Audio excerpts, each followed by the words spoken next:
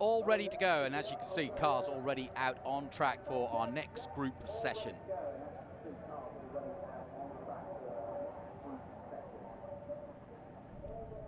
And coming up next, it's very windy at the moment.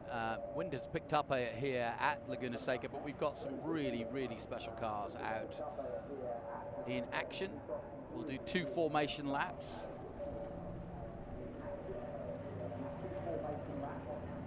For Group 6. And these are production sports cars and FIA sports and production prototypes. So quite a combination here. And this is their qualifying race. 63 to 69 then. Here we go. Laguna Seca roars to the sound of these beautiful cars once again.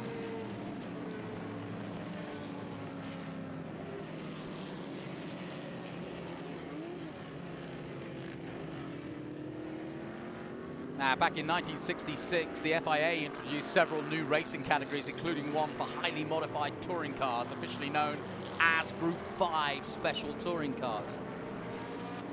The regulations permitted vehicle modifications beyond those allowed on the current Group 1 and Group 2 touring car categories. Group 5 regulations were adopted for the British Saloon Car Championship from 1966 and for the European Touring Car Championship from 1968. The Special Touring Car category was discontinued after 1969. So what you're looking at here, examples would be Corvette C2, C3s, Ferrari 275 GTBs, Jaguar XKs, E-Type, Shelby Cobras, Alfa-Romeos, Lotus Elans, MGB-GTs, Morgans, Porsches, Sunbeams, Sunbeam Tigers even. So that's the Class C3, and then in Group 6 you also have the FIA sports prototypes, the Alpines, the Corvettes, the 4 GT40s. I saw one of those already. Lolas, Maseratis, Matras, Porsche 904s, and of course Porsche with a host of 904s, 906, 911 of course, 907, 908, Alfa Romeos, Chevrons. So a host of different cars and different modifications of those marks. So we're looking at car number 21. This is a typical Lotus 23B, of which there are many here in the US of A. Fantastic little car from Colin Chapman's factory. And the Lotus 23, very popular here. Gear Ramleth pedaling it today. And just passing him in the number 32.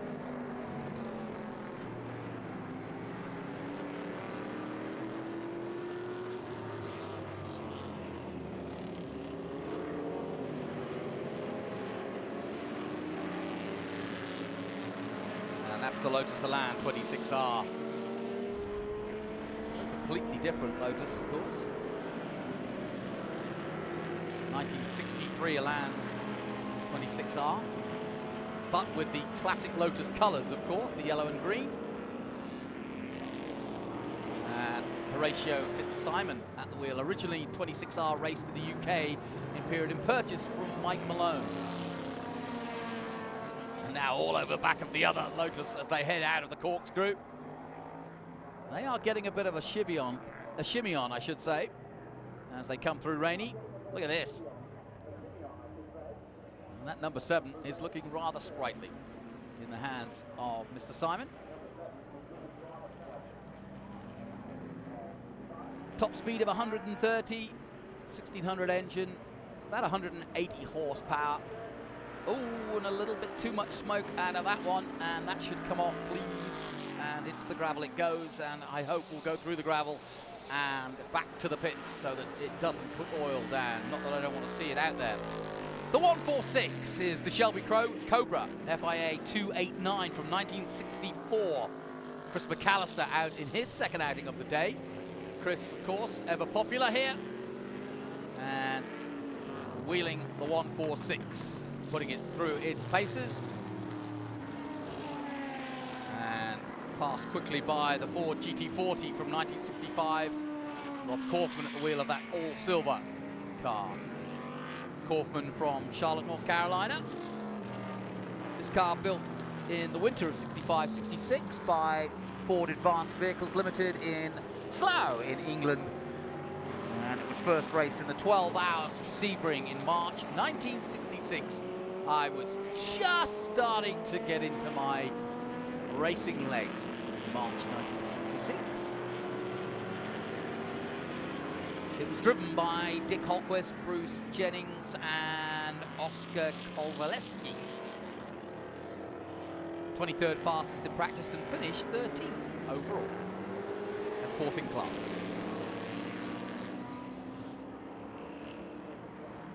Now, after it was raced at Sebring, it was sent back to Slough to prepare for the 24 Hours of Le Mans in 1966 and finished 15th there. So quite a storied history. Another car going off into the gravel, but back on. So turn 10 catching a few out today. Conditions are a little cooler than yesterday, that's for sure, and that could have caught a few people out. I mentioned at the beginning of the day, as we look at the 64 Shelby Cobra, Steve Park, in the hands of this number 91, all red.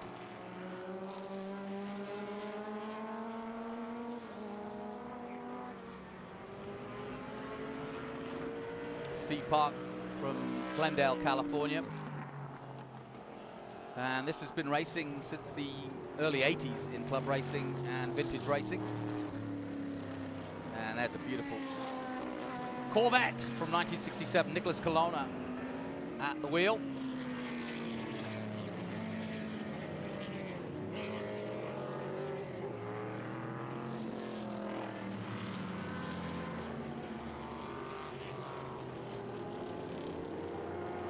Nicholas from Beverly Hills, California, has raced in the SCCA on the West Coast since the late 60s and early 70s. Ah, yellow flag, that's not what we want to see. Now, I wonder if that's because of either the oil put down by one of the cars that went out, or we do have a stricken car out on track as we take a look for the first time at the Chevron B16 Spider from 1970. Chevron with a huge history here in the United States, even though Chevron, of course, from the UK.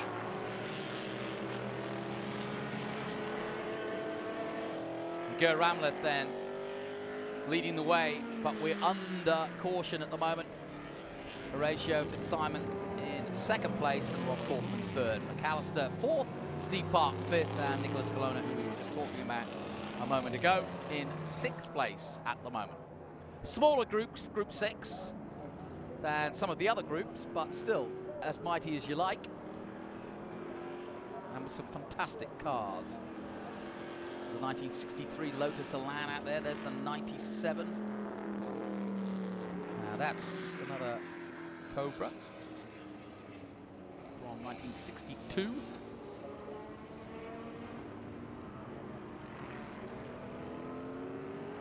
Yeah, it was the oil on track that is the safety issue and why the caution is out. So they're either going to keep them out on track and see if that dries up, or they may well bring them into the pit lane. But obviously, when it gets oily like that and they can't see it, it's not a time to be hooning around too fast. As we look at the 57, a nice 65 Shelby GT 350.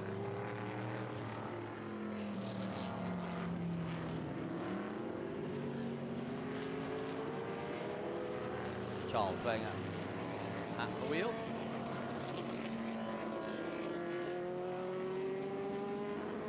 And that's done many years of vintage racing on the West Coast.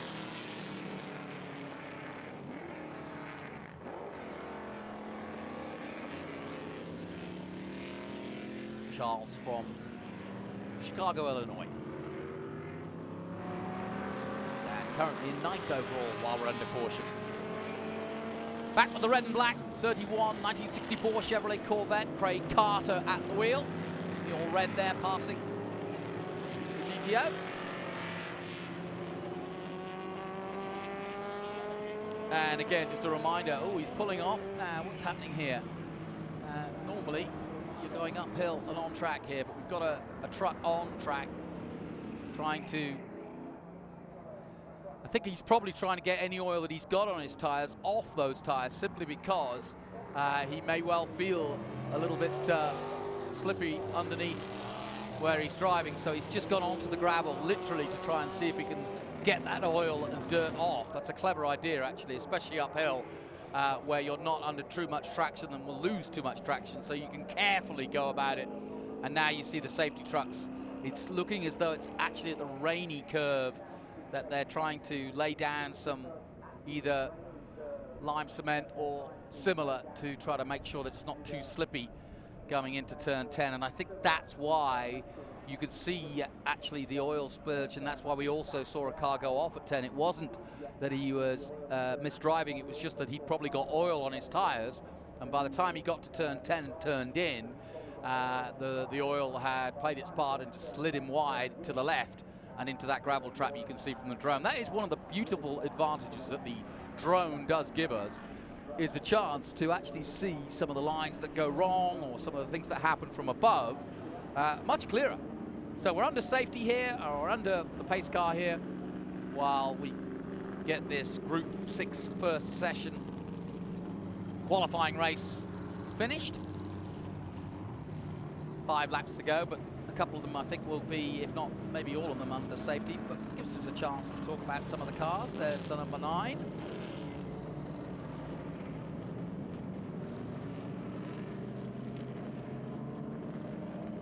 Another 1964 Ford Cobra, John Goodman driving it.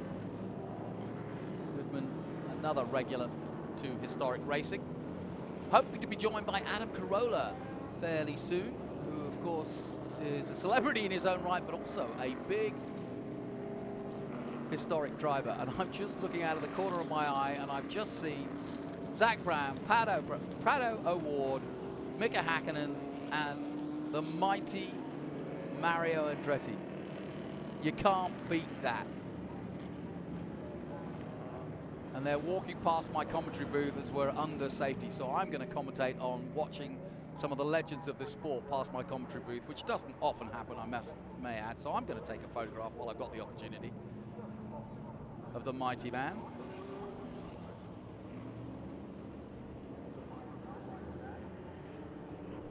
How was it, Mario? Great. The maestro says it was great. That's all I wanted to hear. Tanner, how was it? Unbelievable. Come and talk to me later. I had to talk to Tanner Faust passing by. He's just had a ride in his Formula One car, and delighted for him. I shouted out to Mario, how was it? He said, great.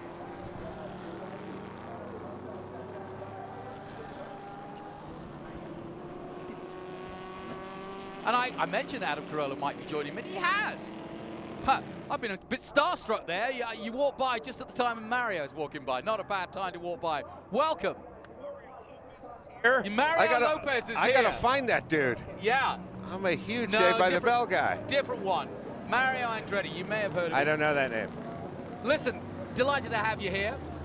I know you've got some great accolades in what you do in your business world, but I know you as a racing driver. I was here at the Trans Am race, and that didn't go well, but we won't talk about that because you're racing a Datsun today, right? Yes, I am. I'm racing a Datsun 510. The Trans Am, the first time I did it a couple of years ago, it went pretty good at Willow Springs. Well, it broke down. It wasn't your fault. I hit a river. But, no, I was here. I watched it. I watched the whole thing play out. Mechanical. Wasn't your fault. Mechanical. We're going failure. with mechanical. Yes, we're going with mechanical. Hey, what do you think of this? This is pretty special, isn't it? It is. It's my first Velocity. Obviously, I've been here for the historics, Rolex historics. I don't know, 11 or 12 times raced here. With that, this is just it's got some shades of Goodwood, you know, brought to the States. I think anyone that's spent any time at Goodwood has thought, man, wouldn't it be great if there was some version of that came out here to the U.S., and this feels like that. I mean, it's good turnout, good crowd, but it's just done in a slightly more thoughtful way. You know, the driver's pavilion set up right over here is excellent, and it's a little more casual, a little more well thought out, and probably a little more driver friendly. What got you into this sort of racing, and what got you into motor racing? Because we're known as a broadcaster and a producer and a filmmaker and so on. what's your interest, or how did you get the bug? Mario Lopez said to me many years ago. No. Go for it. I did the Toyota Grand Prix, the Celebrity Toyota Grand Prix. I think you won it, didn't you? I won it a couple of years, but even before I'd won it a couple times, I did the driving school and everything, and I thought that was kind of cool. And I saw this old Bob Sharp 610 Datsun that was up on eBay 15 years ago, maybe more, and it was just a cool piece, and it wasn't that expensive, and I got it. And I had no real intention at the time of going vintage racing, but a friend of mine, Les, said, you know, you got the vintage car, you got the driving school under your belt, why don't you drive the vintage car in a vintage race? And he signed me up at Coronado, which was a fun event back in the day, since defunct, I believe. But I said, yeah, sign me up. And a few months later, I found myself just in the car at Coronado doing a vintage race, and I really enjoyed it. Tell me a little bit. I'm glad I'm talking to you about the Datsun because it fits so nicely into American sports racing, because the Japanese kind of looked at what was going on in America and went, we'll take the best of what Europe's got, we'll see the muscle, but we'll come up with something that's more reliable than the Europeans perhaps, and actually just as nimble but effective. And that's what it proved to be here in the States. What's it like to drive? You know, what you described, you know, I mean, depending on what you're driving, I'm driving a 510, you know, momentum kind of cars, 1800 cc's, maybe 210, 15 horsepower on a good day, light, unibodied, you know, 13 by 7 inch rims, drums in the rear. But they will get around this track. A Datsun 510 will get around this track as fast or faster than a big horsepower Trans Am car. So even though they're down on power, they handle well. The guys who drive them are aggressive, because guys who like momentum cars drive, you know, accordingly. And you can have a lot of fun in one of those cars on a track like this. Oh, no question. And it did so much for the Japanese market to come in here with the Datsun and really start to show that Japanese cars were worthy of the American market. And, you know, they've never looked back since, but it was a huge thing to jump in and go racing right from the get-go here in California, and it made a big difference, didn't it? Yeah, I mean, they're kind of one of the cars that started it all is just, you know, 100 feet from now. It's John Morton's 510 Trans Am, 2.5 Trans Am champion, right here at this track all those years ago. Basically unbeatable.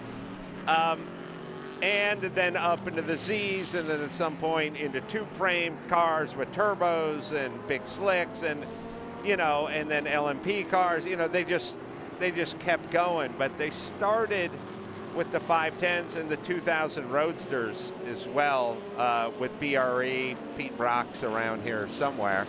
And I have a couple BRE Roadsters myself. I don't know if you're watching this. This has just gone back to green. But boy, these Lotuses are going for it here. Are there any cars that I mean, you've got a collection, I know, but are there any cars that you're kind of looking around going, you know what, fancy either a go in that or only one? Well, is that a little Lotus 26 we're looking 26 at? 26 and a Lotus 23, yeah, going at it. Those guys are quick. I mean, that's the whole point. Neither one of those cars has 200 horsepower, and they're leading this race. They're going for it. And they got guys behind them that are making 500 horsepower that they're leaving. You know, so everyone always wants to know horsepower. They always want to know top speed, but I'm like, there's a lot of braking and handling involved with this equation as well. Yeah, and I mean, you talk to the MX-5 guys, you talk to the Miata guys, and that's the most fun they can have in a race car, and it's not a powerful thing. It's just a lot of fun, and they're all spec'd the same way. And I think we're seeing it here by example with one of Colin Chapman's makings in these two cars, and lightweight, nimble, like you say, small displacement, but a lot of fun, and a big part of the history of Laguna. Yes. What's on the horizon? I saw Uppity the other week, good friends with the man himself, Willie T, great guy. I thought the film was excellent. What are you planning next? Anything in the pipeline? Well, we make documentaries, car documentaries. We made the Shelby documentary. We made the Ford versus Ferrari documentary. We made the Willie T documentary. And we got a Dan Gurney doc that we're putting the finishing touches on. And we also have a Bobby Rahal doc we're putting the finishing touches on as well. Dan Gurney would be, I'm sure, a really interesting project to work on, given his history and an event like this. I mean, you know, you can't come to an event like this without talking about Dan Gurney at some point. Yeah, you know, these guys, Gurney, Pete Brock, you know, these guys, they drove and then they constructed and then they designed, and so their influence is everywhere. You know, you see all of, either it's their stuff or it's people that were inspired by their stuff, but it is everywhere. And yeah, Gurney, I mean, there's no, you know, even if you're not into motorsports, that's a life worth looking into.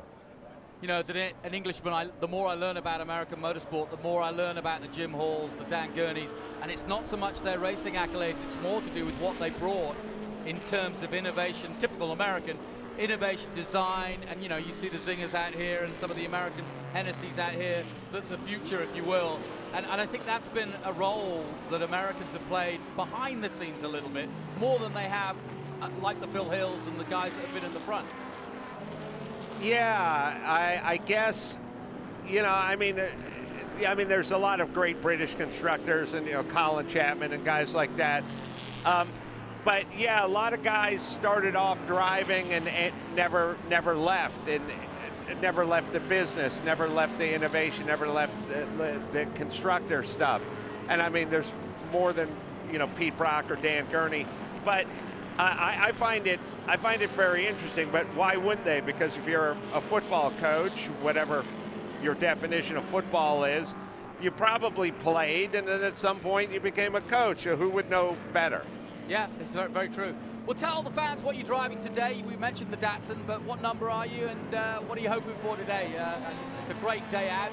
I wish the sun was out, but what are you driving? What number? The sun will probably peek through at some point. I'm driving a Datsun 510, number 90, white, red, white, and blue. It's called the Different Drummer car. It's a B sedan. It has proper B sedan and, more importantly, 2.5 Trans Am experience. So it's a real 2.5 Trans Am car from back in the early 70s, you know, late 60s, early 70s. I'm about mid-pack right now, but I should be able to inch my way up a couple of spots before the race starts tomorrow. Hey, well, listen, you've been listening to Adam Carolla. Thank you so much for coming in. A great part, of course, of this event. Him maybe his first time here, but he's been a part of the American vintage scene, as well as taking part in some Trans Am races as well. And I'm hoping he'll be doing more of that. And of course, you can catch all his movies and so on and so forth. And of course, his podcast. How's the podcast going? Oh, it's really good. That's a business. And, you know, you can go to adamcarolla.com and listen for free, or find the movies. You just Google everything if you want to find it. But adamcarolla.com will get you where you need to go. Good to see you. Enjoy your time at the Datsun. And if you have time over the weekend, come and tell us about your experience. Any particular car you might be going to look at before I let you go? Any particular guy, what? Car you might want to go and have a look at. Oh, my God, it's an embarrassment of riches over here. But I got to tell you that mossy green Aston Martin DB2 over there has always been one of my favorite cars. It's so rare. You never see those things in the States. I saw it on track today and went, what's that? And of course was surprised when it was a British car.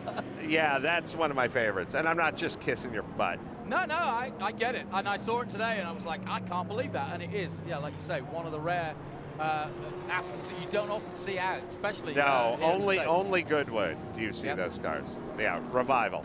So what do you think? Can we do it here in the States? Jeff O'Neill pulling it off, third year now? I'm looking around and I'm seeing a pretty good crowd. You know, we were here yesterday practicing and qualifying, and it was a little light, but it's Friday and it's a work day, and you know, so I sort of drove home saying, Well, tomorrow, meaning today, that'll be the proof if people show up. And, you know, I've been to the Rolex Historics here for the last 15 years. I haven't missed a year, except for obviously with COVID. And I'm looking around, and it feels like shades of that to me. Good. Lots of people coming by and saying hi. So this is a good sign. Well, Adam, thank you for coming in. We'll see you as the weekend continues.